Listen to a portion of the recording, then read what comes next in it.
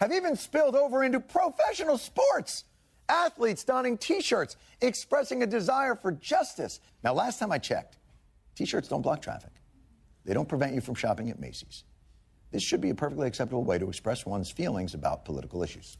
I wondered to myself, what if LeBron James instead had a shirt, be a better father to your dad? I mean, be a better father to your son. Raise your children. Those difficult issues are not being dealt with by the black community. Now, that's Geraldo. And first of all, he doesn't know that you can't be a father to your dad. It's very difficult to do. This requires probably some sort of genetic manipulation, if not time travel through a wormhole. Forget about all that. Keep this in mind. He was a boxer at one time. Now, the thing about boxers is they suffer multiple concussions. And I think that genuinely, it affects language, speech patterns, but I also think it can genuinely affect your cognitive abilities, the ability to process reasonable thoughts in your prefrontal cortex. Not a guarantee. A little bit of damage there, you can have some problems. Geraldo, the thing about Geraldo is I think he kills anyone that disagrees with him. People come up missing around him all the time. He's like Bill Clinton. You just got to watch. Keep your eye on that one. And this is where things get not only selective outrage, forget about that. That's a given with Fox News. What you're also going to get here is a shit butt fuckload of hypocrisy. And there ain't nothing that pisses me off like hypocrisy. So let's keep it going. Father, I mean, LeBron actually lives that message. And if he wants advice on shirts, I'm sure he'll ask someone who wears one. But point taken. Now, we have to respect the point. I mean, obviously, one of these two men has 5 kids in various locations by multiple baby mamas, and the other is LeBron James. But obviously, Geraldo isn't the only one upset about the T-shirt protests. The Cleveland Police Union demands an apology from the Cleveland Browns. One of the Browns players, Andrew Hawkins, walked onto the field on Sunday wearing this T-shirt. It called for justice for Tamir Rice. The police union says the team should stick to what it knows best, and that would be football. Wait. Stick to what they know best? Football. We're talking about the Cleveland Browns, right? I mean, it's a random cheap shot at the Cleveland Browns. And for the record, I have nothing against the Cleveland Browns. And I actually met Reggie Langhorne at a bar one time. Very cool guy. And I think Eric Metcalf, too. The reason I keep interrupting these is because you guys may not know this, but in order to use these clips legally, I have to use them for journalistic purposes under the Fair Use Act, or I could get in trouble for copyright stuff. So I have to interrupt them and talk about them in a journalistic way. So this is what I'm doing now. If what Fox News claims to be doing is journalism, if what MSNBC is doing claims to be journalism when really it's serving a political ideology, then what I'm doing is hyper-journalism. I'm tripling, quadrupling up the pitches on you for this type of journalism. But yes, I have nothing against the Cleveland Browns. I don't watch football anymore, but, I have nothing against them. I do have to. It's required by law because I used to be a Redskins fan. I do have to hate the Dallas Cowboys, but I don't have to hate any other team, and I don't. So that's that. Look, it's not as if there isn't a conversation warranted about the Cleveland Police Department, by T-shirt or otherwise. Cleveland's police force has been under federal investigation since 2013. The Justice Department examined over 600 cases. The Cleveland Division of Public Police engages in a pattern and practice of using excessive force. Well, I guess the only difference is when football players use excessive force, they get penalized. And if that 15 yards, am I wrong? And if that football player disrespected the officer who shot and killed Tamir Rice, a 12-year-old holding a BB gun within 2 seconds of rolling up on him, you should hear what this officer's former employer said about him. At his previous job at the Independence Police Department, Officer Lohman's personnel records show he was in the process of being fired. His supervisor describing an emotional meltdown, adding that he would not be able to substantially cope or make good decisions during or resulting from any other stressful situation. But the Cleveland police never asked to see Lohman's personnel records. even without reading his records, they should have realized something was wrong when they met him. These babies can go on. Now. So why shouldn't the Cleveland Browns or any other Cleveland citizen talk about a huge and ultimately fatal departmental screw-up? The Cleveland Police Union head argued athletes had no business weighing in at all, saying, quote, "It's pretty pathetic when athletes think they know the law." I get where you're coming from. Dumb old football player. I catch a ball while wearing a shell on my head. I mean, seriously. What makes this guy think he's got an opinion worth sharing on this complicated issue? And that he, the football player, shouldn't apologize? My mom has taught me my entire life to respect law enforcement.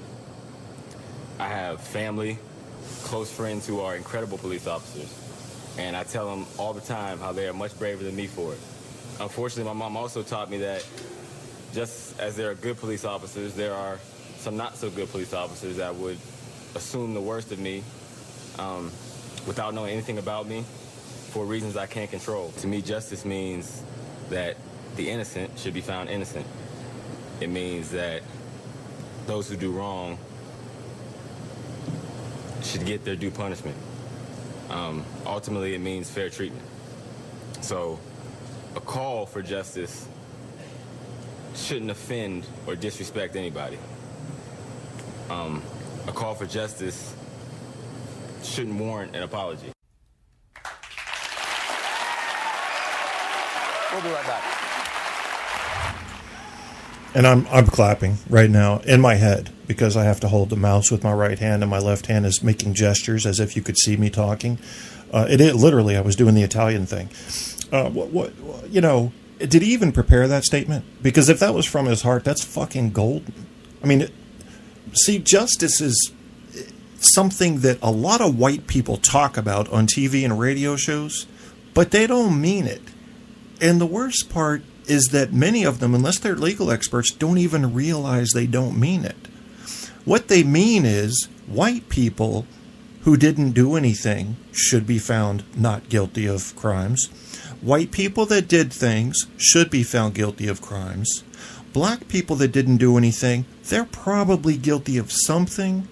If they go into a store, for example, now this is just my imagination going crazy here, and they fuck around and bully a clerk or something, well, then they should be shot to death.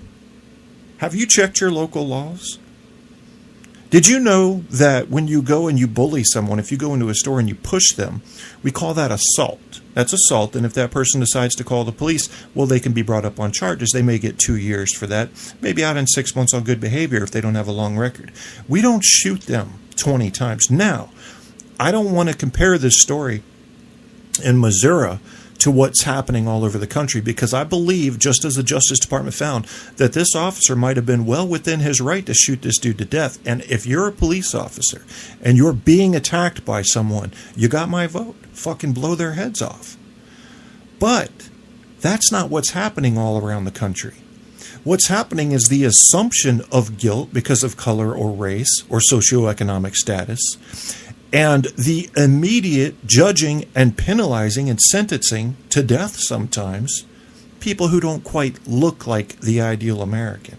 And how do you look like the ideal American? Do you think it's clothing? You think it's not color? Well, I've got a little story for you that's coming up in a minute that will show you the clothing has fucking nothing to do with it. It's all about the color. Too racist. Now, there are plenty of white people being accused of racism, especially during Obama's presidency, that are not racist. And I defend those people because there are racists in every race. And you cannot say that because someone disagrees with Barack Obama's politics that they're racist. Now, they may be racist, and I know people personally in my own family, I'm so ashamed to say this, that are racist at their heart. They believe white people are better than other races. Yet, in public, they will try to make it look like they simply disagree with his politics. Why? Because they know racism's not acceptable. And it's fast becoming not just unacceptable socially, but just bad thinking. It's not American. If you're an American, You have to agree that we live in the salad bowl. They stopped calling it the melting pot because we didn't blend together well. Yeah, the lettuce stays separate from the tomato, stays separate from the onion. That's fine, but we are a salad bowl. And we draw our strength off of our diversity. That's one of the biggest strengths we have. Tolerance has to come into play here. Now, if your neighbor's playing their music so loud that shit's falling off your wall, laws are going to help you there. Call the police. If there's an ordinance, they're going to do something about it. If a black person comes up to you and they've got a gun and they aim it at you and say, give me all your money, and you pull out your own gun and blow their heads off, I'm with you. Do it. Protect yourself. But justice is justice, and justice is blind. That's not what happens in our legal system. It's getting better. I think it's getting a little better, but it's got a long way to go. There are assumptions made by people that you know about, and if you're like me and you're white and you get into these little pockets of white people and you're talking, they are quite open about their racism, the ones that are racist, because they assume, I don't know why people assume this, they assume that because I'm white and I'm talking with them, that they can be open with me about their racism and that I'll agree. And I don't. I don't like you if you're racist. I don't like the way you think. You're not thinking clearly. If you've been beaten up by 100 black guys, so you don't like the 101st one, I can understand that. But if you're just getting your vibe off of what you've seen off MTV or a couple reality shows or what's in the news about, black criminals, well, you've got to get out more. You've got to get to know people, because what you'll find is that every race has their criminals, and every race has their very educated, and every race has their moderately educated, and every race has their good people who will pull over to help you on the side of the road without trying to carjack you, and bad people that will pull over not to help you on the side of the road, but to see what they can get from you. You look at somebody like Mike Tyson. I heard somebody recently say, well, he's going on a speaking tour. Everybody loves him. Do you know what he used to do up in the Catskills before he started boxing?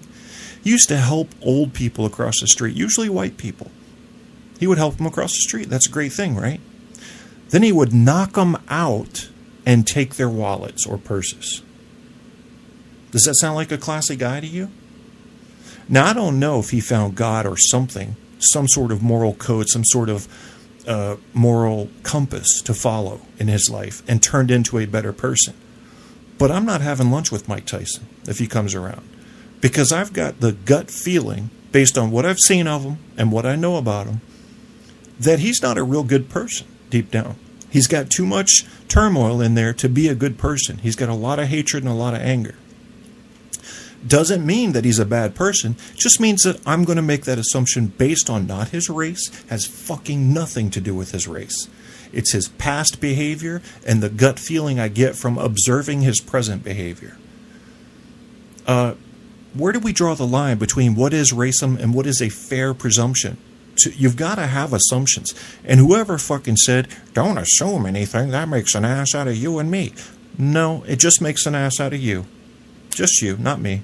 Because assumptions save lives. Well, when the caveman saw the saber-toothed cat eat 4 of his friends, and then he saw another saber-toothed cat and avoided him, he was making an assumption. And he probably lived and spread his genes on, therefore you, your ancestors. Your ancestors didn't play with saber-toothed cats. They realized that didn't mix too well.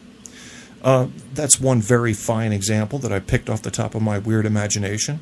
But it's representative of what I'm trying to get across to you. Assumptions are quite necessary in life. And you have to admit, if you're a normal white American, that if you're walking down a street downtown and you see 3 black young men walking on the other side of the street, hell, even if they were in suits, you're probably going to avoid crossing the street at that point. You're going to wait if you have to cross the street. You're going to wait a while. Why? Have you looked at the likelihood that you'll somehow have a negative interaction with them? There was a lady that was talking about it recently. It was Valentine's Day. I believe it was Valentine's Day. It was one of those holidays. She crosses the street. She had been mugged by 2 black kids before. And she was incredibly afraid, had a visceral reaction when she would see a black person on the street. And these 3 kids get behind her and she's like, here we fucking go again. And they go up to walk past her and they turn around and say, hey lady, happy Valentine's Day. And they keep going. And this was on a radio show that I heard, she called into. And it was her that had the experience. This wasn't secondhand information.